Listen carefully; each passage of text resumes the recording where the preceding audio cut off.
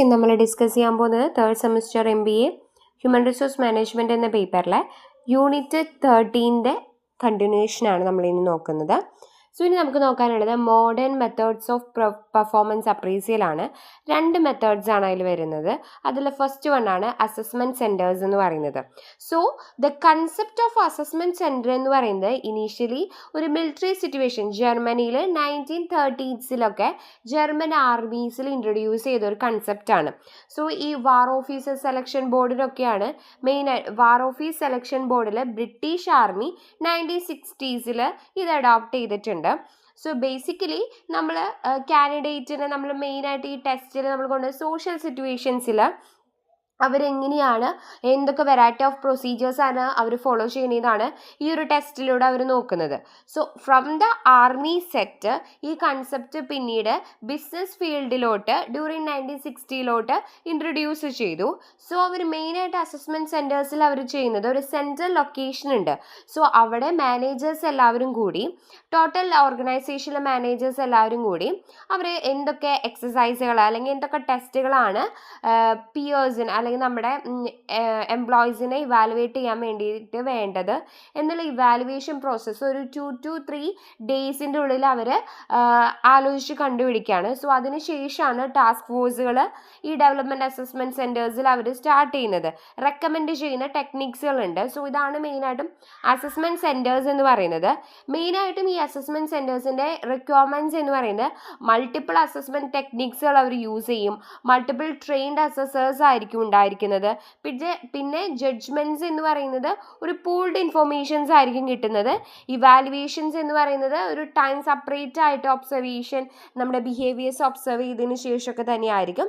പിന്നെ ഡയമെൻഷൻസും ആട്രിബ്യൂട്ട്സും ക്യാരക്ടറിസ്റ്റിക്സും ക്വാളിറ്റീസും ഇതെല്ലാം അനലൈസ് ചെയ്യാൻ വേണ്ടിയിട്ട് ജോബ് ബിഹേവിയറിനനുസരിച്ച് റെലവൻ്റ് ആയിട്ടുള്ള അനലൈസുകൾ നമ്മളിവിടെ കൊണ്ടുവരുന്നുണ്ട്. സോ ഇതാണ് അസസ്മെൻറ്റ് സെൻറ്റേഴ്സ് എന്ന് പറയുന്നത്. മെയിനായിട്ടുള്ള അസസ്മെൻറ്റ് സെൻറ്റേഴ്സിൻ്റെ ഒബ്ജക്റ്റീവ്സ് ആണ് അവിടെ കൊടുത്തിട്ടുള്ളത്. ബ്രൂക്ക് ആൻഡ് സ്മിത്തിൻ്റെ ഐഡൻറ്റിഫിക്കേഷൻ ഒബ്ജക്റ്റീവ്സ് ആട്ടോ കൊടുത്തിട്ടുള്ളത്. അല്ല ഫസ്റ്റ് വൺ എന്ന് പറയുന്നത് ടു മെഷർ പൊട്ടൻഷ്യൽ ആണ്. ഫസ്റ്റ് ലെവൽ സൂപ്പർവിഷൻ്റെ അല്ലെങ്കിൽ അപ്പർ മാനേജ്മെൻറ്റ് പൊസിഷൻസിലോട്ടുള്ള പൊട്ടൻഷ്യൽ മെഷർ ചെയ്യുക എന്നുള്ളതാണ് ആദ്യത്തെ. രണ്ടാമത്തെ എന്ന് പറയുന്നത് ട്രെയിനിങ് ആൻഡ് ഡെവലപ്മെൻറ്റ്സ് എംപ്ലോയീസിൻ്റെ നീഡ്സിനനുസരിച്ച് ഡിറ്റർമൈൻ ചെയ്യുക.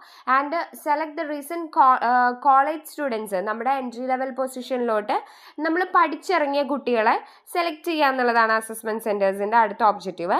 ആൻഡ് ആക്യുറേറ്റ് ആയിട്ടുള്ള human resource planning informations collect ചെയ്യുക എന്നുള്ളത്. പിന്നെ നമ്മൾ പൊട്ടൻഷ്യൽസ് നമ്മൾ ഡിറ്റർമൈൻ ചെയ്യുന്നത് ഈ ഒരു അസസ്മെൻറ്റ് സെൻറ്റേഴ്സിൽ നിന്നായിരിക്കും. പിന്നെ എന്താ പറയുക ആക്ഷൻ ഗോൾസ് ഇംപ്ലിമെൻറ്റ് ചെയ്യുക എന്നുള്ള കാര്യങ്ങളാണ് ഒബ്ജക്റ്റീവ്സ് ഓഫ് അസസ്മെൻറ്റ് സെൻറ്റേഴ്സ് എന്ന് പറയുന്നത്. നെക്സ്റ്റ് ഒരു മെത്തേഡാണ് 360 അപ്രീസിയൽ എന്ന് പറയുന്നത്.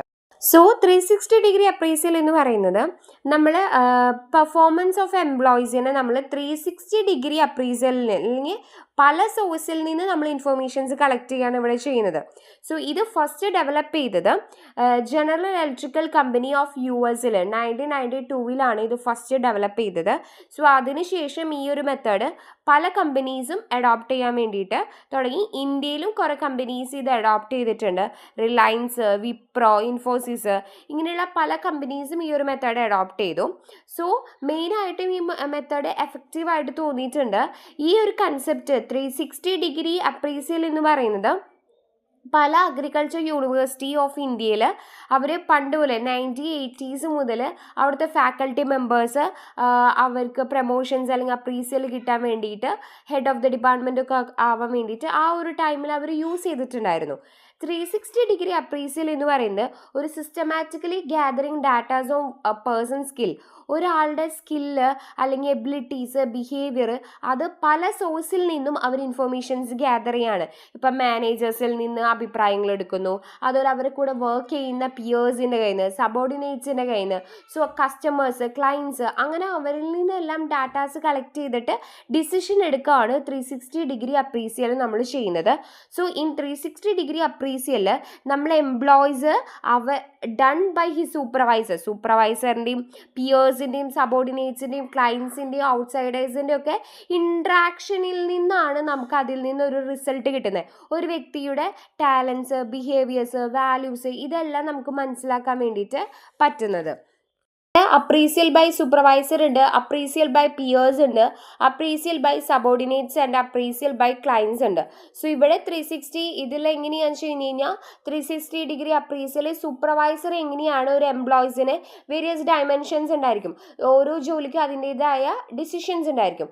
സോ 3 റീസൺസ് ആണ് മെയിനായിട്ട് വരുന്നത്. ആദ്യത്തെ എന്ന് പറയുന്നത് ഫെമിലിയർ ആയിരിക്കും, ആ സബോർഡിനേറ്റ്സിൻ്റെ പെർഫോമൻസ് ഒരു സൂപ്പർവൈസറിനെ സംബന്ധിച്ച് ഫെമിലിയർ ആയിരിക്കും. രണ്ടാമത്തെ എന്ന് പറയുന്നത് സ്പെസിഫിക്കലി അവളുടെ പെർട്ടിക്കുലർ സബോർഡിനേറ്റ്സിനെ എന്തൊക്കെ കാര്യങ്ങളാണ് ഓവർകം ചെയ്യാൻ വേണ്ടി പറ്റുക, ഏതൊക്കെ ട്രെയിനിങ്സ് ഡെവലപ്മെൻറ്റ് കൊടുത്താലാണ് ഓവർകം ചെയ്യുക എന്നുള്ളത് ഒരു സൂപ്പർവൈസർക്ക് മനസ്സിലാക്കാൻ വേണ്ടി പറ്റും. ആൻഡ് തേർഡ് വൺ എന്ന് പറയുന്നത് അതോറിറ്റി റിലേഷൻഷിപ്പാണ്. സോ ഒരു സൂപ്പർവൈസർക്ക് റെസ്പോൺസിബിൾ ആയിട്ടുള്ള കാര്യങ്ങൾ എന്തൊക്കെ കാര്യങ്ങളാണ് ഒരു സബോർഡിനേറ്റ്സിനെ കൊണ്ട് ചെയ്യാൻ പറ്റുക എന്നുള്ളതിൻ്റെ എല്ലാ കാര്യങ്ങളും ഒരു സൂപ്പർവൈസർക്ക് അറിയാം. സോ അതാണ് അപ്രീസിയൽ ബൈ സൂപ്പർവൈസർ എന്ന് പറയുന്നത്. അപ്രീസിയൽ ബൈ പിയേഴ്സ് എന്ന് പറയുമ്പോഴത്തേനും ബെറ്റർ പൊസിഷനാണ്, നമുക്ക് കറക്റ്റായിട്ട് ഇവാലുവേറ്റ് ചെയ്യാൻ വേണ്ടി ഒരാളുടെ ഒരു കൂടെ വർക്ക് ചെയ്യുന്ന സമയത്ത് ഒരു വ്യക്തിയുടെ ഒരു എംപ്ലോയിയുടെ ബിഹേവിയർ നമുക്ക് കറക്റ്റായിട്ട് മനസ്സിലാക്കാൻ വേണ്ടി ക്ലോസ്ലി ലിങ്ക്ഡ് ആയിട്ടുള്ളതാണ് വർക്ക് പ്ലേസിൽ ഒരു പിയർ എന്ന് പറയുന്നത്. സോ അവർക്ക് കറക്റ്റായിട്ട് കോൺട്രിബ്യൂട്ട് ചെയ്യാൻ വേണ്ടി പറ്റും. കമ്മ്യൂണിക്കേഷൻ സ്കില്ല്, റിലയബിലിറ്റി, ഇതെല്ലാം അവർക്ക് മനസ്സിലാക്കാൻ വേണ്ടി പറ്റും. പിന്നെ സബോർഡിനേറ്റ്സ് എന്ന് പറയുമ്പോഴത്തേനും നമുക്ക് അതോറിറ്റി, അലോക്കേഷൻ വർക്ക്സ്, റിസോഴ്സസ് എങ്ങനെയാണ് അലോക്കേറ്റ് ചെയ്യുന്നത്, അവരുടെ working skill, resolving interpersonal conflict, ഇതെല്ലാം ഒരു സബോർഡിനേറ്റ്സിൻ്റെ കയ്യിൽ നിന്നും നമുക്ക് അപ്രീസിയൽസ് കിട്ടാം. ആൻഡ് ക്ലയൻസ് എന്ന് പറയുമ്പോൾ കറക്റ്റായിട്ട് ഇവാലുവേറ്റ് ചെയ്യാൻ പറ്റും ഒരു ഇൻട്രാക്ഷൻ, ഒരു എംപ്ലോയിയും ക്ലയൻറ്റും തമ്മിലുള്ള ഇൻട്രാക്ഷനിലൂടെ കറക്റ്റായിട്ട് ഇൻപുട്സ് ഓഫ് കസ്റ്റമർ അല്ലെങ്കിൽ ഔട്ട്പുട്ട്, കസ്റ്റമേഴ്സിനുള്ള ഔട്ട്പുട്ട് എന്താണ്, എംപ്ലോയീസ് കൊടുക്കുന്ന ഇൻപുട്ട് എന്താണെന്നും നമുക്ക് ക്ലയൻസിൻ്റെ കയ്യിൽ നിന്ന് മനസ്സിലാക്കാൻ വേണ്ടി പറ്റും കേട്ടോ. സോ ഇത്രയും കാര്യങ്ങളാണ്. ഇനി നമ്മൾ നോക്കാൻ പോകുന്നത് role of HR department in 360 degree അപ്രീസിയലാണ്. ഒരു HR ഡിപ്പാർട്ട്മെൻറ്റിന് 360 ഡിഗ്രി അപ്രീസിയൽ എന്തൊക്കെയാണ് റോൾ ഉള്ളതെന്നാണ്. സോ മെയിനായിട്ട് ഒരു HR ഡിപ്പാർട്ട്മെൻറ്റിനാണ് ഇൻപുട്ട്, അതുപോലെ തന്നെ കോൺഷ്യസ് ആയിട്ടുള്ള പോയിന്റ്സ് ഐഡൻറ്റിഫൈ ചെയ്യുന്നത്, ഫീഡ്ബാക്സ് കൊടുക്കുന്നത്, എന്തെങ്കിലും വീക്ക്നെസ് ഉണ്ടെങ്കിൽ അത് ഓവർകം ചെയ്യാൻ പറ്റുന്നത്, ഇതെല്ലാം ഒരു HR ഡിപ്പാർട്ട്മെൻറ്റാണ് കറക്റ്റായിട്ട് ഫോർമുലേറ്റ് ചെയ്യേണ്ടത്. സോ ഇവിടെ പോസിറ്റീവായിട്ടുള്ള ആക്സെപ്റ്റും അതുപോലെ തന്നെ നെഗറ്റീവായിട്ടുള്ള ആക്സെപ്റ്റുകളും കൊടുത്തിട്ടുണ്ട്. സോ ഇതിൽ പോസിറ്റീവായിട്ട് വരുന്നത് ഗ്രേറ്റർ സെൽഫ് അവെയർനെസ് ആണ്, അതുപോലെ തന്നെ നമുക്ക് റെഡ്യൂസ്ഡ് ഗ്യാപ്പാണ്, സെൽഫ് അസസ്മെൻറ്റും അതുപോലെ കൊളീഗ്സ് അസസ്മെൻറ്റും തമ്മിലുള്ള ഒരു ഗ്യാപ്സ് കുറയാൻ വേണ്ടിയിട്ട് സഹായിക്കുന്നുണ്ട്. ടീം വർക്ക്സ്, അതുപോലെ തന്നെ facts about organisation culture, empowerment, inflexibility. So ഇതൊക്കെ ഒരു പോസിറ്റീവായിട്ട് വരുന്ന കാര്യങ്ങളാണ്. നെഗറ്റീവ് എന്ന് പറയുന്നത് ഒരു ഹ്യൂമാനിറ്റി പേഴ്സോണൽസ് യൂട്ടിലൈസ് ചെയ്യുകയാണ് ചെയ്യുന്നത്. പിന്നെ കൊളീഗ്സിന് ബയാസസ് ഉണ്ടാവാൻ വേണ്ടിയിട്ട്, റെസ്പോൺസിൽ ബയാസസ് ഉണ്ടാവാൻ വേണ്ടി ചാൻസ് കൂടുതലാണ്. പിന്നെ അൺഫെയർ ആയിട്ടുള്ള അപ്രീസൽസ് വരാം. പിന്നെ ഈ പെർഫോമൻസ് ചില ടേംസിലൊക്കെ നമുക്ക് എന്താ ഇഗ്നോർ ആയിട്ട് വരാം. സോ ഇതൊക്കെ നെഗറ്റീവ് ആസ്പെക്റ്റിൽ വരുന്ന കാര്യങ്ങളാണ് കേട്ടോ. സോ ഇനി നമുക്ക് നോക്കാനുള്ള ഒരു ടോപ്പിക് എന്ന് പറയുന്നത് മാനേജ്മെൻറ്റ് ബൈ ഒബ്ജക്റ്റീവ് ആണ്, MBO, management by objectives. So the process of management by objectives എന്ന് പറയുന്നത് നമ്മളൊരു സെറ്റപ്പ് ഓർഗനൈസേഷൻ്റെ ഗോൾസ്, അതുപോലെ തന്നെ ഗോൾസിൻ്റെ ഡിവിഷൻസ്, സബ് ഡിവിഷൻസ് ഒക്കെ നമ്മൾ സെറ്റപ്പ് ചെയ്യുന്നതിനെയാണ് മാനേജ്മെൻറ്റ് ബൈ ഒബ്ജക്റ്റീവ് എന്നതുകൊണ്ട് നമ്മൾ ഉദ്ദേശിക്കുന്നത്. ഇതൊരു നെവർ എൻഡിങ് ആയിട്ടുള്ള പ്രോസസ്സാണ്, ഒരു കണ്ടിന്യൂസ് ആയിട്ട് നമ്മൾ കണ്ടിന്യൂ ചെയ്തു പോകേണ്ട, സസ്റ്റെയിൻ ചെയ്ത് കൊണ്ടുപോകേണ്ട ഒരു കാര്യമാണ് MBO എന്ന് പറയുന്നത്. ഇതിൽ പല സ്റ്റെപ്പുകളുണ്ട് MBOക്ക്. ഫസ്റ്റത്തെയാണ് സെറ്റിംഗ് ഓഫ് ഒബ്ജക്റ്റീവ്സ് എന്ന് പറയുന്നത്. സോ ഇനീഷ്യലി നമ്മൾ എന്താണ് ചെയ്യുന്നത്, ഒരു സിസ്റ്റം ഇൻസ്റ്റാൾ ചെയ്യുകയാണ് ചെയ്യുന്നത്. മാനേജ്മെൻറ്റ് ഓഫ് ഒബ്ജക്റ്റീവ് എന്ന് പറയുമ്പോൾ കറക്റ്റായിട്ടുള്ള ഒബ്ജക്റ്റീവ്സ് ഒരു ഓർഗനൈസേഷന് വേരിയസ് പൊസിഷനിൽ, വേരിയസ് ലെവൽസിൽ എന്തൊക്കെയാണ് ഒബ്ജക്റ്റീവ്സ് ഉള്ളതെന്ന് നമ്മൾ ആദ്യം മനസ്സിലാക്കണം. സോ ഒരു മാർക്കറ്റ് സർവേ എടുക്കുകയാണെങ്കിൽ എന്തൊക്കെ types of goods and services ആണ് നമ്മുടെ കമ്മ്യൂണിറ്റിക്ക് ആവശ്യം, അത് മനസ്സിലാക്കിയിട്ട് വേണം നമ്മൾ അതിൻ്റെ അനുസരിച്ചുള്ള ഡിമാൻഡും അതുപോലെ തന്നെ ബിസിനസ് കണ്ടീഷൻസും, നമ്മുടെ കൺട്രിയിലുള്ള ബിസിനസ് കണ്ടീഷൻസ് എല്ലാം കൺസിഡർ ചെയ്തിട്ട് നമ്മൾ അത് അനലൈസ് ചെയ്യാൻ വേണ്ടിയിട്ട്. സോ ആദ്യത്തെയാണ് സെറ്റിംഗ് ഓഫ് ഒബ്ജക്റ്റീവ്സ് എന്ന് പറയുന്നത്. സോ അതിലെ മേജർ ആയിട്ടുള്ള ആക്ടിവിറ്റീസ് ആണ് ഡിപ്പാർട്ട്മെൻറ്റൈസേഷൻ എന്ന് പറയുന്നത്. ടോപ്പ് മാനേജ്മെൻറ്റ് ആണ് മെയിനായിട്ടും എവറി ഡിപ്പാർട്ട്മെൻറ്റ്സിൻ്റെ ഒബ്ജക്റ്റീവ്സ് ഡിറ്റർമൈൻ ചെയ്യുന്നത്.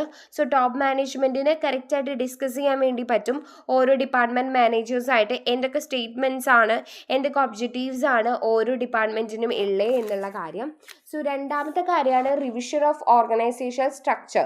So the goal of the each and every ഇൻഡിവിജ്വൽസിൻ്റെ ഗോൾസ് നമ്മൾ ഡിറ്റർമൈൻ ചെയ്ത് കഴിഞ്ഞാൽ അതൊക്കെ റീസെറ്റ് ചെയ്യണം. Under MBO.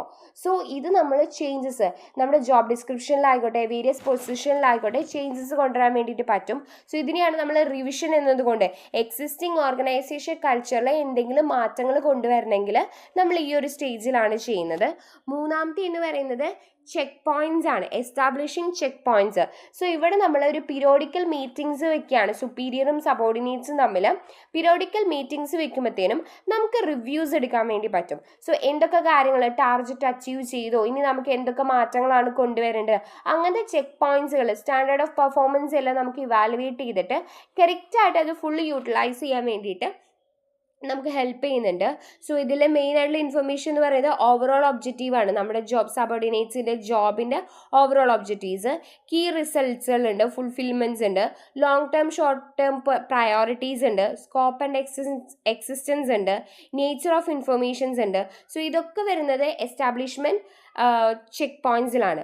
ആൻഡ് ലാസ്റ്റ് ഒരു സ്റ്റെപ്പാണ് അപ്രീസിയൽ ഓഫ് പെർഫോമൻസ് എന്ന് പറയുന്നത്. സോ നമ്മൾ ഇൻഫോർമേഷൻ പെർഫോമൻസ് അപ്രീസിയൽ സബോർഡിനേറ്റ്സിന് കറക്റ്റായിട്ട് ഇമ്മീഡിയറ്റ് ആയിട്ട് സൂപ്പർവൈസറിന് ഓൾമോസ്റ്റ് എവറി ഡേയിൽ ഫോർമൽ ആയിട്ടുള്ള അപ്രീസിയൽസ് ഉണ്ട്. ഒരു periodical interval usually once or twice a ഇയറിൽ നമുക്ക് പെർഫോമൻസ് അപ്രീസിയൽ കൊടുക്കും. സോ അതിൻ്റെ ഇവാലുവേഷൻസ് മാനേജേഴ്സിൻ്റെ പെർഫോമൻസിനെ ബേസ് ചെയ്ത് അല്ലെങ്കിൽ അവരുടെ അച്ചീവ്മെൻറ്റ്സിനെ ബേസ് ചെയ്ത് കെയർഫുള്ളായിട്ട് അനലൈസ് ചെയ്തതിന് ശേഷമാണ് നമ്മൾ പെർഫോമൻസ് അപ്രീസിയൽ കൊടുക്കുന്നത്. സോ ഏറ്റവും ഇമ്പോർട്ടൻ്റ് ആയിട്ടുള്ള ബെനിഫിറ്റ് എന്ന് പറയുന്നത് നമുക്ക് ജഡ്ജ്മെൻറ്റ് റോൾ ഓഫ് സൂപ്പർവൈസറാണ്. കറക്റ്റായിട്ട് എവറി ഇൻഡിവിജ്വൽസിൻ്റെ പെർഫോമൻസ് അവർ ഇവാലുവേറ്റ് ചെയ്തിട്ട് അതിൻ്റെ സ്റ്റാൻഡേർഡ്സ് ആണ് എല്ലാ റിസൾട്ടിലും ക്ലിയർ ആയിട്ട് അവർ എഗ്രി ചെയ്യുന്നത്. സോ ഇതൊക്കെയാണ് ഒരു MBOയുടെ സ്റ്റേജസ് എന്ന് പറയുന്നത്. ഇനി നമ്മൾ നോക്കാൻ പോകുന്നത് ലിമിറ്റേഷൻസ് ആണ്. സോ ലിമിറ്റേഷൻസ് എന്ന് പറയുന്നത് poor planning, lack of training, lack of follow up, inflexibility, ഇതൊക്കെയാണ് നമ്മുടെ നെഗറ്റീവ് സൈഡ് ഓഫ് MBO എന്ന് പറയുന്നത് കേട്ടോ.